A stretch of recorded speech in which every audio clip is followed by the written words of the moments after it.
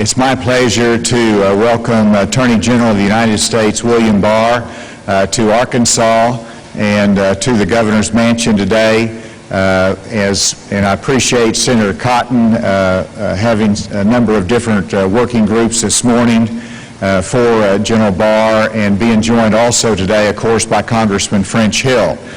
We just concluded a working lunch with the Attorney General, with representatives of the law enforcement community, but also we had a broad-ranging discussion that included a number of topics, and I was pleased to have Secretary Cook here that was able to brief the Attorney General on our task force on the future of law enforcement. That is critical as we set the stage for the next legislative session and any changes that need to be made.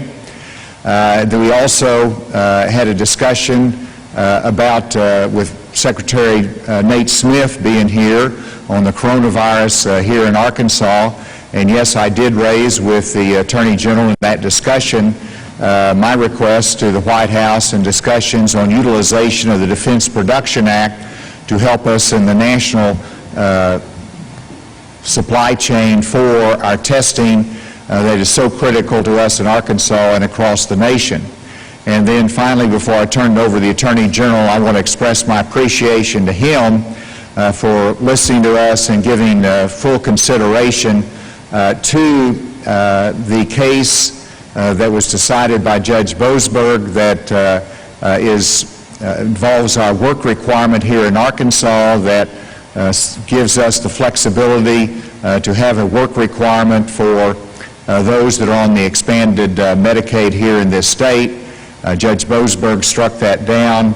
It's on appeal, and currently we're waiting a decision by the Department of Justice on whether they will file a petition for writ of certiorari so this case can be considered by the United States Supreme Court.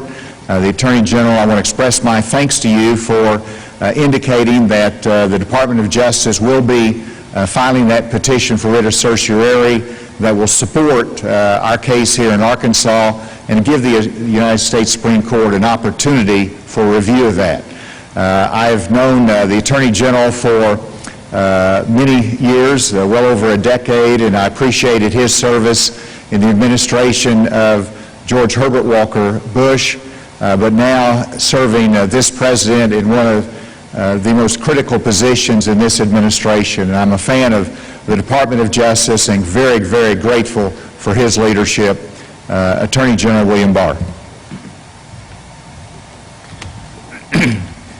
Thank you, Governor. It was great to spend time with you at lunch today and with your team covering a range of issues, and I really appreciate the time that you spent with us. I also appreciate the invitation to come here to Arkansas from my good friend Senator Tom Cotton. He's arranged some very useful meetings for me, both with law enforcement and with the business community down here. And also it has been a pleasure to catch up with my friend Congressman Hill, who served with me in the administration of President H.W. Bush. This morning, I had the privilege of meeting with a broad array of state, local, and federal law enforcement officials and officers who are here in our here. What struck me is the strength of the relationship that they have, the cooperation that exists, and also really the very high caliber of the Arkansas law enforcement community. Many of the practices and proposals that are being made today out in the public debate are in fact here in place already in Arkansas.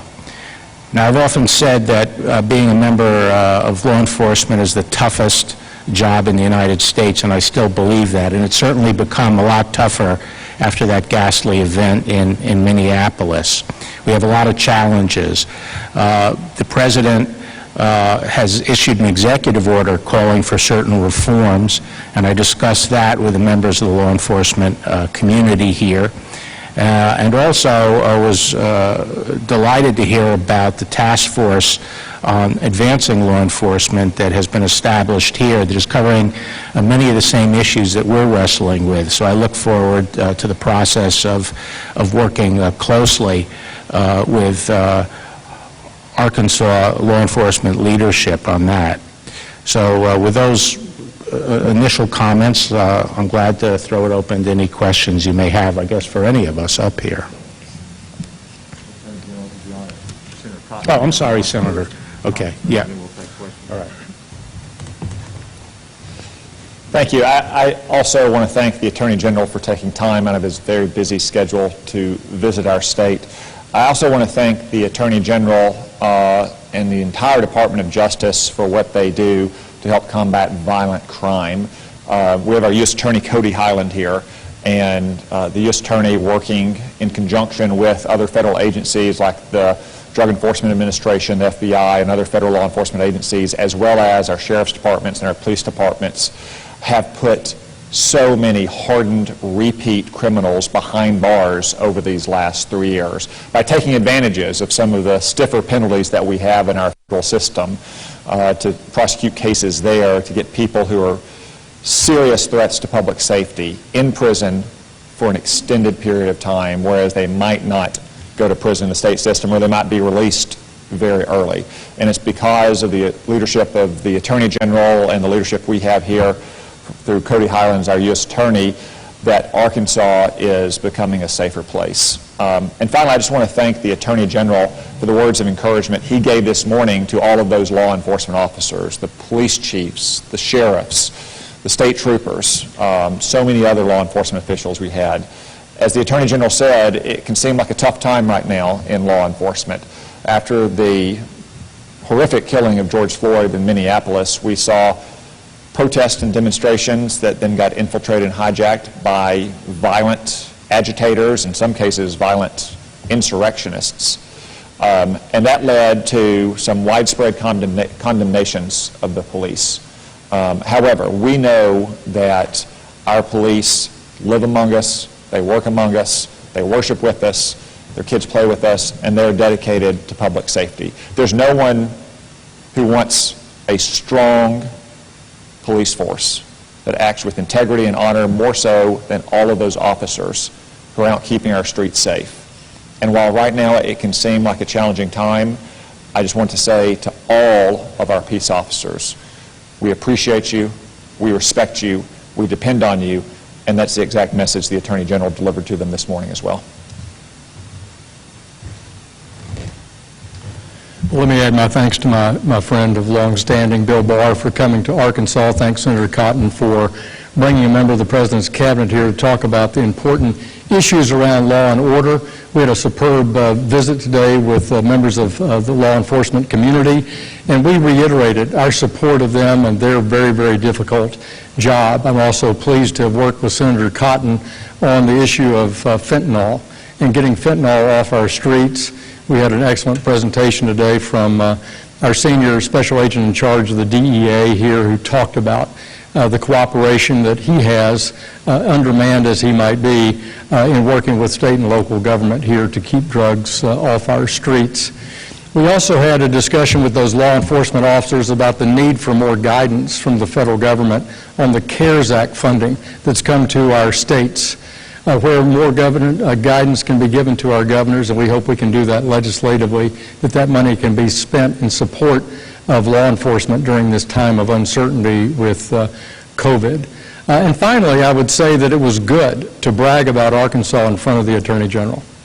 As the Attorney General said, many of the best practices that are being talked about in the country on better community policing are practiced right here in Arkansas through department certification, officer certification, and training. The good work that Governor Hutchinson has done on our crisis stabilization units, which has been a recommendation from the Obama administration to the Trump administration, that we try to take those that have a health or a behavioral health need and get them off the street, not by putting them in jail, but by getting them medical treatment. And there's no better example of that than the work here that Catherine Griffin and Governor Hutchinson are doing in 4 different locations where nearly 4,000 Arkansans over the last year have been benefited by treatment rather than being just locked up in jail when they have a behavioral health challenge. Excellent discussion, and again, my thanks to the Attorney General for being in Arkansas.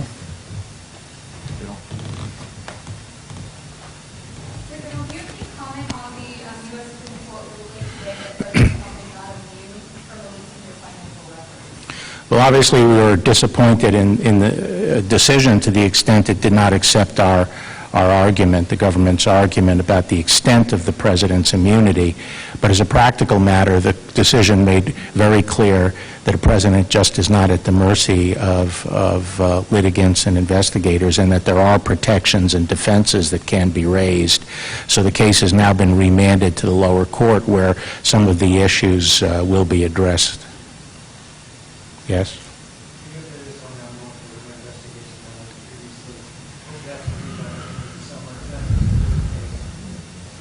Yes, the investigations are going to take the time that is necessary to do a thorough and good investigation, but I'm still hopeful that sometime around the end of the summer we'll see some developments. I guess what was your biggest takeaway from this discussion this morning, and then for the delegation? Well, as the Senator said, I think the current environment can be very demoralizing for law enforcement. Even before Minneapolis, as I said, we were concerned about the sustainability of our law enforcement system in the United States in a full employment economy. Attracting quality people and retaining them has become increasingly difficult. Many agencies are substantially below strength. And we were wrestling with those issues before Minneapolis, and I think the current environment where some, we don't think the majority of Americans by any means, but some are trying to demonize police, exacerbates that dynamic. And so I think we all agreed that now is not the time, obviously, to defund the police, to weaken law enforcement. It's the time actually to do exactly what Arkansas is doing right now. Look forward as to how we maintain the most professional and effective law enforcement that our people deserve, and invest what is necessary to do that. Many of the things that are being proposed nowadays, increased training, for example, require funding. And so to improve, our law enforcement, I think, generally in this country is world class. I mean, it's thoroughly professional, and it's gone through decades of progress and reform, and it is still doing that, and there's obviously room for improvement. But we have to keep that forward momentum, and I think the idea of tearing down these institutions is obviously very dangerous, and we're seeing the results of it with the increase in violence in many of our cities.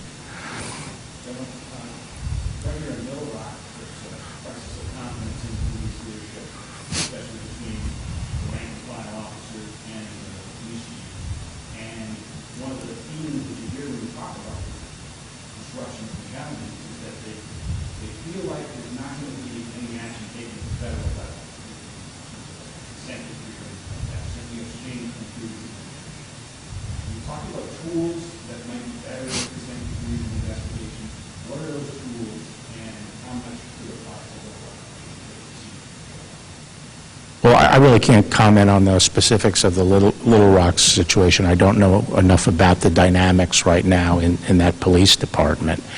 But having strong partners at the state level and local level is critical for the Department of Justice.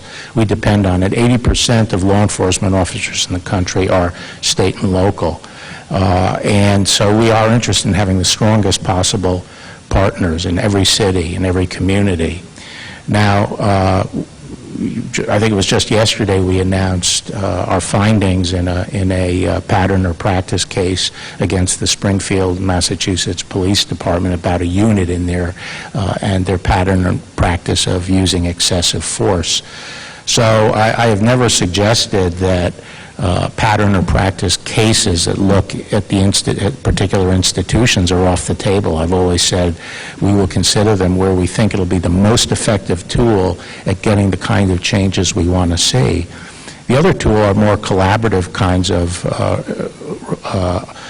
relationships and work with the police department that don't necessarily involve bringing judges and the court into the process, but are more bilateral negotiations and setting of benchmarks and working collaboratively with the police. I think the former mayor of Chicago basically said that, I think he's right, that reform is not something that you do to police, it's something you do with police. But let me say, the police the leadership of our police, generally speaking in this country, understand that, and they are very advanced in their thinking, and I think are doing a great job trying to lead law enforcement to deal with the kinds of problems that we're seeing today. Is there anything that you specifically learned from the law enforcement agencies here in the state that you're going to take back with you to Washington, maybe best practices, so on and so forth?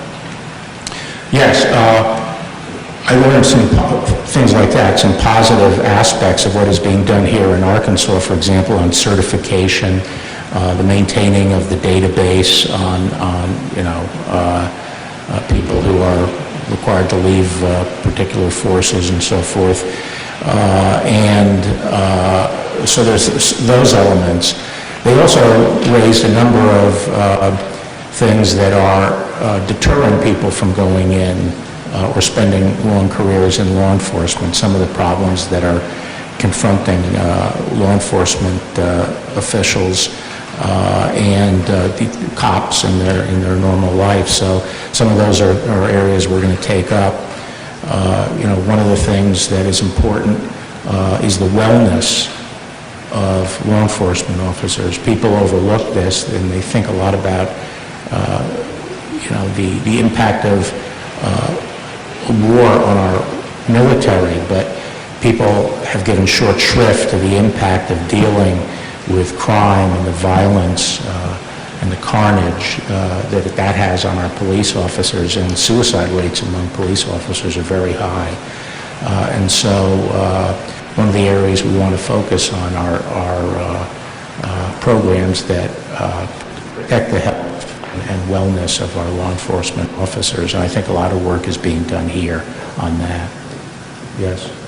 Mr. Attorney General, there was a big Supreme Court decision about Oklahoma today, East Oklahoma, Indian Reservation. What impact is that going to have? Well, as I understand it, and I haven't had a chance to look at the opinion and study the issue, but it should not affect previous federal convictions, but it could affect state convictions, and some of those cases will have to be redone in the federal courts.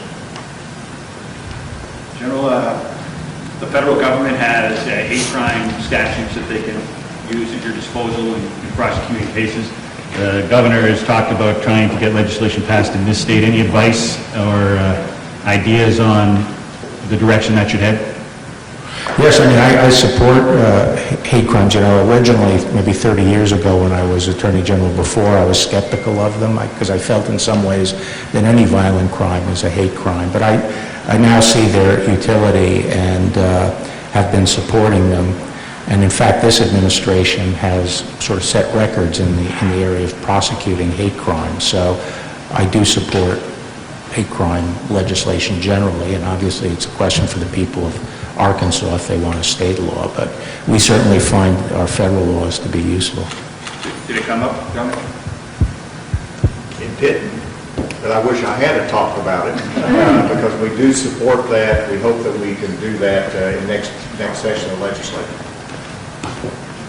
Senator Cotton, Representative Hill, when it comes to funding police and agencies, is there anything currently being talked about in terms of getting that funding, and especially too, I would assume more of the rural parts of the country being they're pretty strapped when it comes to that as it is? Yeah, well, first I just want to say that for those who would like to improve police practices, help the police better do their job to protect public safety, defunding the police is a insane counterproductive idea. As the Attorney General mentioned, any organization that's facing constrained budgets will tend to cut things like training first. And many of the skills a police officer needs are not easy, they don't come naturally, it's not something that you can just kind of pick up on the job. It does take time for training, and that's true not just of the police, it's true of our military, it's probably true of media organizations. When an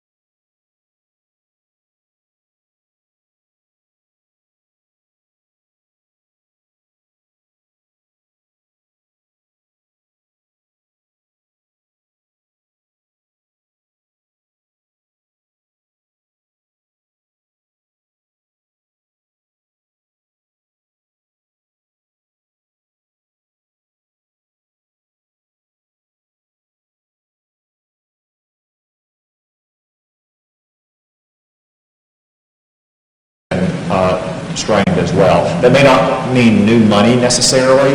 It may mean giving more flexibility to our governors and to our county judges and to our mayors to use that money where their community needs it. And each community is going to be somewhat different. Jay, I would add, starting with that last point, that under the CARES Act, each state the size of Arkansas got $1.25 billion, and the governor has said that he's somewhat constrained in how to use that money. I think Congress should amend that bill and give the states more direction, which could include supporting those law enforcement agencies that are under most stress, which would be states with counties with higher sales tax losses, rural counties. And so I do support that. Secretary Mnuchin, our Treasury Secretary, though, did confirm to Congress and to the governors he didn't expect to see any EMS, any fire, or any police officer laid off due to COVID, and that the money could be used for that purpose in the states. On this other point, though, about recruiting and training, it's so important. That's why defund the police is a meaningless slogan. That in fact, to have a better, more community-based policing system, you need more training, more engagement.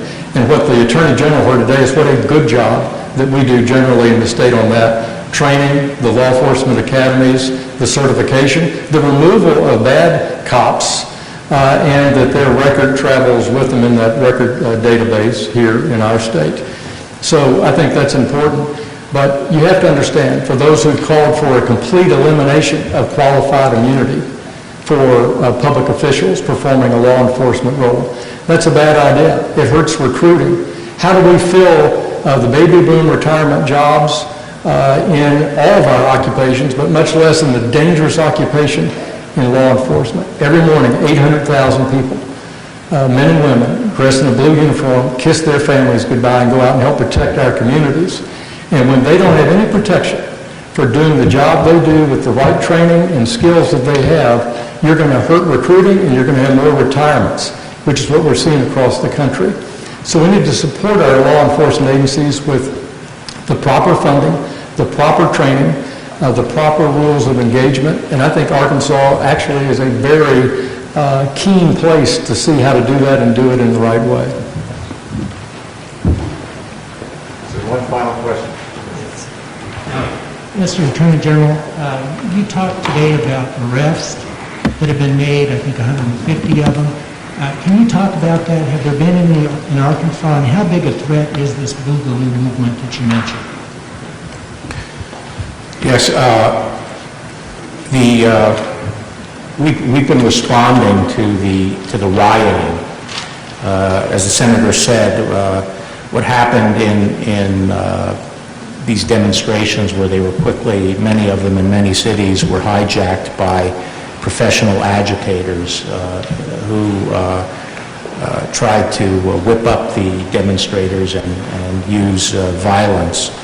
And we've been addressing that through our joint terrorism task forces, which are throughout the country and run by the FBI, but are tied in very closely to our state and local partners to to share intelligence and information and go after the people that we think are ringleaders behind this violence. And nationwide, there have been over 150 arrests. I actually can't tell you, I don't believe there were any in Arkansas, but I can't say that for sure. And we have over 500 investigations underway right now. Boogaloo. There are a number of different groups. I've said publicly before, it's sort of a witch's brew of extremists. I would say, most of the extremist groups we see tend to be on the, of anarchistic stripe or far left. There are a number that just seem to be pure anarchical groups that just want to tear the government down and rebuild something, and you can take your pick of whatever it is. Boogaloo seems to be one of these anarchistic groups. It's hard to otherwise pigeonhole, but they have popped up here and there. Not as much, as far as I can tell, as groups that look more like Antifa or operate more like Antifa, but there's clearly Boogaloo members that have been involved in this. Okay, thank you.